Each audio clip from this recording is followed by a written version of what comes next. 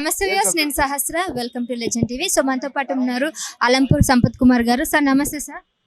తెలంగాణ వచ్చింది, తెలంగాణలో కాంగ్రెస్ ప్రభుత్వం వచ్చింది. ఇప్పుడు సంక్షేమ పథకాలు 6 వరకు తీసుకొచ్చారు. అందులో 2-3 వరకు కన్ఫామ్ గా చేస్తా ఉన్నారు. ఇంకా మిగిలినవి అయితే బాకీ ఉన్నాయి. అయితే ఇప్పుడు చేసిన ఈ గ్యారంటీ పథకాల్లో కొన్ని విమర్శలు కూడా ఉన్నాయి. సో మరి దీనికి మీరు ఏ విధంగా పరిష్కారం చేయబోతున్నారు? పథకాలు అమలై 4 రోజులు అయింది. 4 రోజులకే విమర్శించడానికి తెలివని ఉండాలి, బుద్ధి జ్ఞానం అని ఉండాలి. ఒకటి.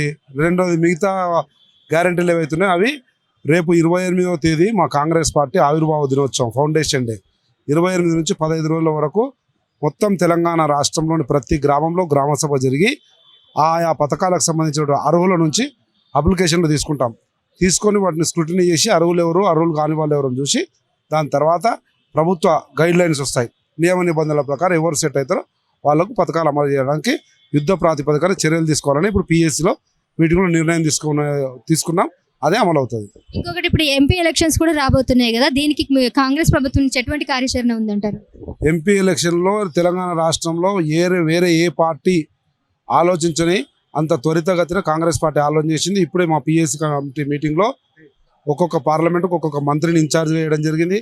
ముఖ్యమంత్రికి 2 పార్లమెంట్లు, ఉప ముఖ్యమంత్రికి 2 పార్లమెంట్లు, సీనియర్ నాయకులు అందరిని వేసి పార్లమెంట్కి ఒకరు ఇన్ఛార్జ్ చేసినాము. రేపటి నుంచే పార్లమెంట్ ఎన్నికల వ్యూహరచన అనుకోండి తయారీ కానీ ప్రారంభమవుతుంది. ఎమ్మెల్సీ ఎన్నికల అభ్యర్థి కూడా చేస్తున్నారు కదా, ఇప్పటివరకు ఎవరైనా కన్ఫర్మ్ అయ్యారా? ఎమ్మెల్సీ ఎన్నికల నోటిఫికేషనే రాలేదు. దాంతోపాటు ఎమ్మెల్సీలోని ఎవరిని నియమించాలనేది పిఎస్సి పరిధిలో ఉండదు, అది అధిష్టానం పరిధిలో ఉంటుంది. కనుక అధిష్టానం సరైన సమయంలో సరైన నిర్ణయం తీసుకుంటుంది. Right sir, thank you. So ఇదండి ఈరోజు పిఎస్ కమిటీ మీటింగ్లో ఈరోజు రేవంత్ రెడ్డి గారు వచ్చారు. ఈ ముఖ్యమంత్రి రేవంత్ గారితో పాటు పలువురు నాయకులందరూ కూడా, కాంగ్రెస్ నాయకులందరూ కూడా రావడం జరిగింది. సో ఈ పిఎస్ మీటింగ్లో ఇప్పుడు జరుగుతున్నటువంటి 6 గ్యారెంటీ పథకాల మీద కానీ ఇంకా మిగిలిన విషయంలో కానీ వీళ్ళంతా కూడా ఈరోజు సమావేశం చేశారు.